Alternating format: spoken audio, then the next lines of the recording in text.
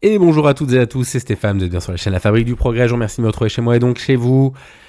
Aïe aïe aïe, je l'ai promis, j'ai hésité à pas le faire, mais je l'ai promis, on va faire le deuxième chapitre, le 1, 2, 3, le quatrième chapitre de la vidéo de Thaïs, comme je l'ai promis hier, sur l'analyse très fine de Thaïs Escuffon concernant la situation actuelle dans laquelle nous sommes vis-à-vis du progressisme. Ouh là là, au secours, un noir, un woke, une femme, un noir, je sais pas.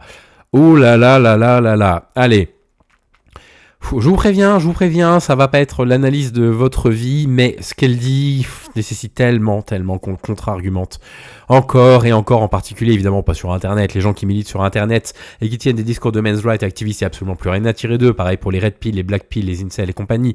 Mais on a des gens dans notre entourage à qui il faut savoir quoi répondre, et donc il faut que je me retrousse encore une fois les manches pour débunker les mêmes bêtises encore et toujours. On écoute Thaïs. Oui. Comme je le disais, il y a un discours très à la mode chez certains à droite. Le féminisme aujourd'hui, c'est n'importe quoi, mais à la base, le féminisme, c'était bien. J'ai même vu des gens de droite. Voilà, les fameux conservateurs de droite et d'extrême droite qui soutenaient les luttes féministes dans les années 70. Mais vous vous rendez compte de ce qu'elle dit ? Mais mettez-vous à la place, lisez les biographies, les histoires racontées par Françoise Vergès, par Gisèle Halimi, par Christine Delphi. Lisez ce qu'elle racontait de l'hostilité des hommes à leur rencontre. Les mêmes hommes qui aujourd'hui disent avant le féminisme c'était bien, mais aujourd'hui le féminisme, oh là là, mais arrêtez avec ces croyances, Thaïs, ces croyances qui sont vraiment problématiques. Scander Make Feminism Great Again. Ah bon ? Donc quoi, le féminisme originel serait noble, sérieux, pur, et puis un jour les vilains wokistes seraient arrivés pour tout pourrir ? Le wokisme, ce n'est pas une trahison du féminisme, c'est juste sa logique poussée jusqu'au bout. Voilà, donc encore une fois, ça utilise le mot wokisme, ça c'est vraiment un truc qui devrait directement décrédibiliser une personne, le wokisme. Vous voyez ce que je veux dire ? Personne n'est capable de définir ce que c'est, parce que ça n'existe pas réellement. C'est un épouvantail brandi par les conservateurs depuis pas mal de temps et maintenant repris à foison par l'extrême droite. Et donc Thaïs Escuffon va vous expliquer pourquoi en fait le féminisme ça a jamais été bien. Voilà. En fait, elle est en train de faire... Vous vous rendez compte qu'on est sur une chaîne YouTube là, d'une militante identitaire, anciennement militante identitaire de génération identitaire, qui est en train de casser la dernière perception à peu près positive que la droite et l'extrême droite pouvaient avoir du féminisme d'avant, bien évidemment. Et ça, elle veut le casser. Et voilà, on en est là. Ça y est. Maintenant, il va falloir détruire tous les acquis sociaux permis par les militantes féministes d'autrefois. Première vague, on te la raconte toujours comme un truc hyper soft. Les suffragettes, le droit de vote, l'accès à certains droits civiques. Les femmes doivent aussi avoir une voix politique. On dit comme ça, tout le monde est d'accord. Sauf que il y avait déjà à ce moment-là un présupposé très clair, c'est que si les femmes n'ont pas exactement les mêmes droits que les hommes, c'est pas parce que la société repose sur des rôles différents, mais parce qu'elles sont victimes. Oh, alors ça l'a faut l'oser. C'est pas parce que la société a reposé sur des rôles différents, vraiment. Donc là, on parle, la première vague, on va à fin des années 60, début des années 70. Donc là, on est sur les droits fondamentaux, d'accord ? On est sur simplement des droits civiques. Acquérir effectivement une sorte d'égalité en droit avec les hommes. Ce qui va trancher avec la deuxième vague, qui va être concentrée un petit peu plus sur les droits reproductifs, donc sur l'accès à l'avortement, l'accès évidemment à la contraception, etc. Elle est en train de nous faire croire que les rôles n'étaient pas stéréotypés et ultra-genrés, basés sur une naturalisation des rôles de genre à l'époque. Vraiment. C'est-à-dire qu'à une époque où ambassadrice voulait dire femme d'un ambassadeur, tellement il y avait un impensé, à une époque où on ne disait pas autrice, parce que le mot n'existait quasiment pas, à une époque où on était une institutrice, uniquement une infirmière. Et, je veux dire, à cette époque-là, il n'y avait pas de répartition des rôles basée sur une naturalisation des rôles de genre. Mais Thaïs, je suis désolé de vous dire ça, les propos que vous tenez vont à l'encontre d'absolument toute la recherche en sciences sociales. Et ça ne veut pas dire que vous avez raison contre les wokistes, Thaïs, ça veut vraiment pas du tout dire ça. Exactement les mêmes droits que les hommes, c'est pas parce que la société repose sur des rôles différents, mais parce qu'elles sont victimes d'une injustice structurelle. Donc, dès le début... Ah mais le pire, c'est qu'elle reconnaîtrait... En fait, vous voyez, là je fais un contresens parce que j'ai coupé trop tôt. En fait, ce qu'elle dit, c'est... vous prétendez que c'est pas parce qu'il y avait des rôles différents, mais vous prétendez que c'est parce qu'il y aurait eu une injustice. Donc elle reconnaît qu'il y a eu des rôles différents, c'est encore pire. Elle ne reconnaît pas ça comme une injustice. Écoutez ça, ça s'oppose pour elle. On dit comme ça, tout le monde est d'accord. Sauf que il y avait déjà à ce moment-là un présupposé très clair, c'est que si les femmes n'ont pas exactement les mêmes droits que les hommes, c'est pas parce que la société repose sur des rôles différents, mais parce qu'elles sont victimes d'une injustice structurelle. Et donc ça n'est pas une injustice, Thaïs ?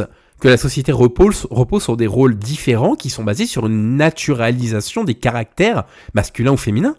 Ça n'est pas une injustice, ça ?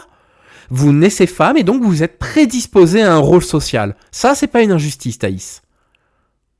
C'est vachement grave. C'est vachement grave parce que Thaïs, là, vous êtes en train d'occuper un poste actuellement, à savoir influenceur politique, qui est un poste naturalisé masculin sur les médias sociaux. Je m'en désole. Tout le monde s'en désole. Enfin, tout le monde. Certaines personnes s'en désolent. Et ça, pour vous, vous ne comprenez pas que le fait que des femmes, à l'époque, s'il y avait eu Internet, n'auraient pas pu le faire, c'était pas injuste ? Donc, dès le début, le logiciel c'est que différence égale injustice. Il n'y a déjà plus de place pour l'idée qu'une société puisse fonctionner sur la complémentarité et la hiérarchie. La complémentarité des sexes, c'est un sujet qui a été très étudié en partie par un mec qui s'appelle Kimmel dans Angry White Men, formidable ouvrage d'ailleurs, de Gender Studies. Et il explique qu'en fait, la notion de complémentarité en soi n'est pas mauvaise. Qu'il y ait une complémentarité dans un couple est une chose, que quelqu'un soit plutôt prédisposé, je sais pas, à s'occuper des enfants, l'autre du ménage ou l'autre du boulot n'est pas un problème. Le problème, c'est que cette complémentarité, elle est forcée, elle est contrainte. C'est-à-dire qu'on va dire, en fait, on va essayer de faire croire dans la société qu'en fait, ce serait naturel pour un homme de s'occuper plutôt du travail et pour les femmes de s'occuper de la cuisine et des enfants. Ce qui n'a aucun sens, vraiment aucun sens, aucun autre fondement qu'une volonté idéologique. Le problème de la complémentarité, c'est ça. Et c'est pas un problème que les gens soient complémentaires en société, bien au contraire, c'est grâce à ça que nos sociétés fonctionnent. Le problème, c'est que derrière cette forme de complémentarité, on va dire, aux hommes la vie extérieure et aux femmes la vie intérieure. Et donc, les femmes, si vous êtes complémentaires des hommes, vous allez vous occuper plutôt du foyer, donc vous n'allez pas gagner d'argent, donc vous n'êtes pas libre. Aujourd'hui, vous n'êtes pas libre si vous gagnez pas d'argent. Vous le dites au début de la vidéo, Thaïs, il faut gagner de l'argent, vous l'avez dit, je sais pas, soit dans cette vidéo, dans la vidéo que j'ai mise hier. Moi, je ne réponds que à mon compte en banque, vous disiez. Comment vous faites, en fait, lorsque vous n'avez pas de revenus financiers, si un jour vous devez partir, si un jour vous voulez voyager toute seule ou avec des amis? C'est ça le problème qu'il y a derrière la notion de complémentarité. Et ça a été tellement de fois démoli. Et elle est là en disant, en 2026, mais je vous assure que quand vous êtes mangé autant de lectures de Gender Studies que moi-même, j'en ai bouffé et je continue à en bouffer, mais vraiment non-stop, quasiment tous les jours. Je peux vous garantir que quand vous entendez ça et que vous dites, mais mon Dieu, mais dans les années 90, déjà, on revenait plus sur des bêtises pareilles, quoi. Je vous assure qu'il y a un côté où vous êtes un peu gêné. Moi, je suis un peu gêné d'entendre dire ça parce que je trouve qu'elle est en train de se ridiculiser en disant de telles choses. Copie pas le modèle masculin, c'est que tu es dominé. Ensuite, deuxième vague, années 60-70. Libération sexuelle, travail des femmes, contraception. Libération sexuelle et deuxième vague, je vous assure que ça ne va pas du tout ensemble, c'est le moins que l'on puisse dire. Sur la notion de libération sexuelle, qui est une notion qui a évidemment largement profité aux hommes, bien évidemment, pour pouvoir multiplier les conquêtes, etc. N'oubliez pas que dans les années 60-70, c'est là qu'on assoit complètement l'image de la ménagère qui était déjà bien présente dans les années 50. Années 60-70, ça y est. L'image de la ménagère, elle est complètement ancrée. Certes, dans les universités, il y a enfin des femmes qui commencent à arriver dans les universités. Pas toutes, loin de là, puis c'est encore très genré à ce moment-là. C'est le moins qu'on puisse dire. Mais je peux vous garantir que la notion de libération sexuelle a été critiquée, extrêmement critiquée, déjà par des féministes de deuxième vague assez radicales, et cette critique continue aujourd'hui, d'ailleurs, elle existe encore aujourd'hui, vous entendez encore des personnes qui disent, le côté un peu mai 68, on baise un petit peu à tout va, déjà, c'était un truc vraiment de bourgeois parisien, premièrement, mais surtout, c'est toujours aujourd'hui très critiqué avec du recul. Bref. Avortement. Là. Et travail des femmes, attention, le travail des femmes, c'est vraiment pas deuxième vague, on est plutôt première vague, c'est vraiment droit reproductif principalement. On passe à l'étape suivante. Il ne s'agit plus seulement d'entrer dans la sphère politique, il s'agit de déconstruire toutes les contraintes qui rappellent que la femme est une femme. Mais non, pas du tout. La deuxième vague, c'est pas pour déconstruire le fait qu'une femme est une femme, c'est de donner le pouvoir à une femme, la possibilité de pouvoir disposer de son corps comme elle l'entend. C'est-à-dire ne pas dépendre d'un homme pour le fait qu'elle ait un enfant ou non, qu'elle puisse, je sais pas juste, voilà, comme ça, choisir son mari. Choisir de pouvoir dire « je ne veux pas d'enfant à l'âge de 19 ans », etc. Ça n'a rien à voir avec le fait de déconstruire ce qui fait qu'une femme est une femme. Mais qui dit ça? Citez des sources, Thaïs, bon sang, citez des sources. La maternité devient un poids, un problème à gérer, le foyer devient une cage, le mari devient un oppresseur potentiel. Mais personne n'a jamais dit ça, mais bien sûr que non. Quand on dit que le danger, les VSS, le danger des VSS, c'est les milieux que vous connaissez évidemment, c'est Quand vous êtes adulte, le foyer, le travail. Et quand vous êtes mineur, l'école, le lycée, là où vous allez boire des coups, là où vous avez vos activités périscolaires et, encore une fois, le foyer. C'est la seule chose qu'on dit. On n'est pas en train de dire à une femme qui souhaiterait s'accomplir dans le fait de fonder une famille qu'elle n'est pas féministe. Personne ne dit ça. Il n'y a que les droitards mentaux qui pensent que les gens disent ça. Personne ne dit ça. Voilà. Je ne sais pas d'où ça sort, en fait. Je ne sais pas quelle est la penseuse féministe que vous citez, Thaïs de tête, qui, d'après vous, a dit ça. Vous êtes en train d'inventer des choses que personne ne dit et ensuite d'aller construire un contre-argumentaire sur un truc que vous avez inventé de toutes pièces. Bon, la libération, mais en réalité, on te propose une copie du modèle masculin. Carrière, indépendance absolue, sexualité sans attache, sans conséquences. En théorie. En pratique, ce sont les femmes qui payent la facture émotionnelle, biologique et sociale. Mais ça, bon... Oui, alors ça c'est complètement vrai, c'est une des raisons pour lesquelles les féministes ont énormément critiqué justement les vagues de libération sexuelle, entre guillemets, c'est tout sauf une libération sexuelle. Hein. C'est une libération de l'agression, peut-être, tout sauf une libération sexuelle. Hein. Évidemment. Simplement, c'est vrai que c'est une époque où il était plus facile, enfin, de décorréler le sexe avec le fait de fonder une famille. Il était quand même temps qu'on en arrive là. Ce n'est jamais imputé au féminisme, c'est toujours la faute du système. Magique. Puis arrive la fameuse troisième vague et tout le cirque woke. Gender fluide, intersectionnalité, déconstruction de la...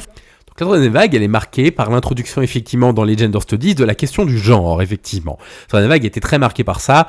Si vous voulez une idée de féministe de la deuxième vague, vous avez Françoise Vergès, par exemple. Troisième vague, vous avez Judith Butler, évidemment, qui est très souvent citée, mais il y en a eu énormément. Et donc là, d'un seul coup, la notion de genre commence à arriver. C'est-à-dire qu'on est en train de se dire, mais en fait, être un homme ou une femme, il y a des déterminants peut-être physiques, effectivement, mais il y a aussi d'autres choses. Être un homme ou une femme, c'est aussi une expérience vécue, c'est aussi une expérience ressentie. Et combien même les féministes radicales qui ne m'ont pas laissé partir de leur secte pendant des années essaieraient de ne pas comprendre en fait ce que les personnes disent. Lorsque je vous demande de me dire, si je vous dis femme, à quoi vous pensez, vous allez peut-être me donner des caractéristiques que vous pensez être des caractéristiques physiques qui en réalité vont définir surtout des femmes cis, puisque vous allez exclure les femmes trans de votre état d'esprit. Ça, c'est la transphobie généralisée dans laquelle on vit.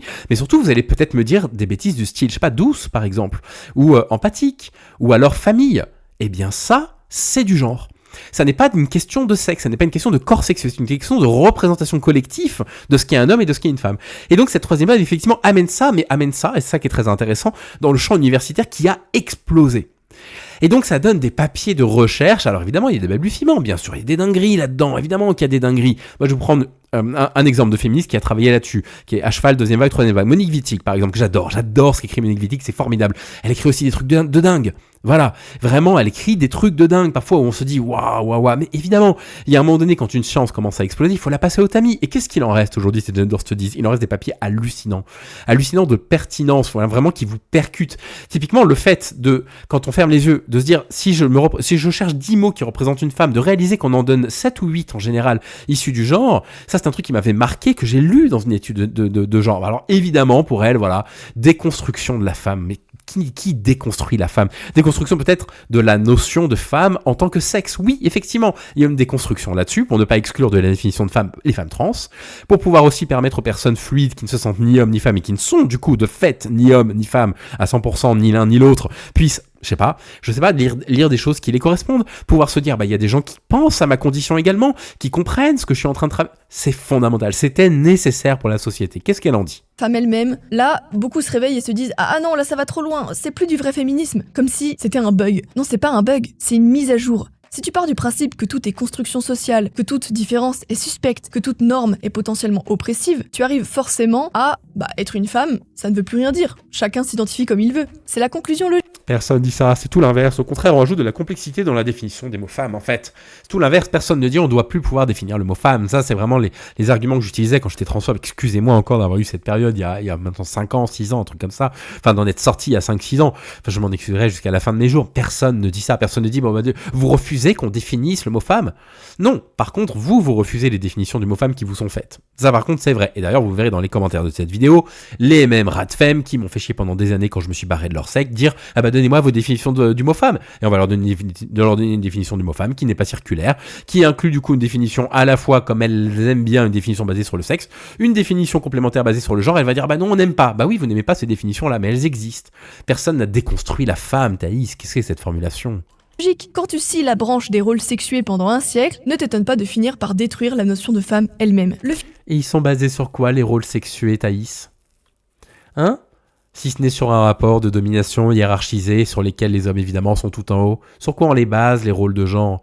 On va pas aller plus loin, ça fait déjà 15 minutes, allez, dernier argument. Le fil rouge entre toutes ces vagues, il est limpide. Délégitimer l'autorité masculine, neutraliser le rôle spécifique des hommes, arracher les femmes à tout ce qui les reliait naturellement à eux, la famille, la dépendance, la loyauté, la complémentarité, pour les recoder comme un groupe abstrait d'individus en guerre avec le patriarcat. 0 sur 5. Voilà, littéralement aucun auteur, aucune autrice féministe. Littéralement, genre, rien de ce que vous devez dire. Bon, vous voyez, c'est compliqué. C'est compliqué la vision que ces gens se font du féminisme. Et plutôt que de se confronter au réel, ces personnes-là préfèrent continuer à prétendre avoir compris ce qu'était ou ce qu'est le féminisme aujourd'hui et à casser les épouvantails qu'ils construisent eux-mêmes et elles-mêmes. Que tout ceci est gênant. Eh bien, attention, elle monte vite quand on fait du votaïsme, donc je vais pas en faire trop souvent, parce que je peux vous garantir que je joue pas de rôle. Je joue plus de personnages sur le foyer depuis bien longtemps, et quand je m'énerve vraiment, et je suis agacé, et j'aime pas être énervé dans ma vie, j'aime pas ça. Donc je peux vous garantir, on va pas faire ça toutes les semaines. Enfin, de temps en temps, pour une piqûre de rappel, c'est nécessaire, mais bon, voilà, ça suffit. Voilà, qu'est-ce que je vous dis de plus? Rien de plus, allez voir la vidéo si ça vous amuse, ne la regardez pas, c'est quand même l'idéal. Et puis écoutez, moi je vous souhaite de prendre soin de vous, prenez soin des gens que vous aimez, et je vous dis à demain pour un truc qui m'énerve vraiment. Salut les amis.